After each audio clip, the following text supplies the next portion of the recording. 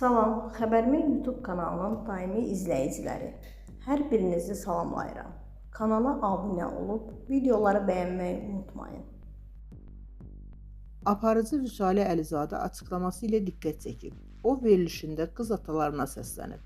Bütün qızlar atalarının şah əsəridirmi? Kaş bütün atalar bunu ətraflı düşünə.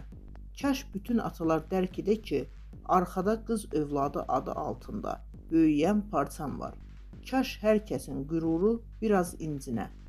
Təəssüf, Allah qorusun qız övladını canı qədər qoruyan ataları, deyə Vüsalə əlavə edib. Qeyd edək ki, Vüsalə Əlizadə aparıcı Azər Zahidlə ailəli olub. Onun bu nikahdan Dilək adlı qız övladı var.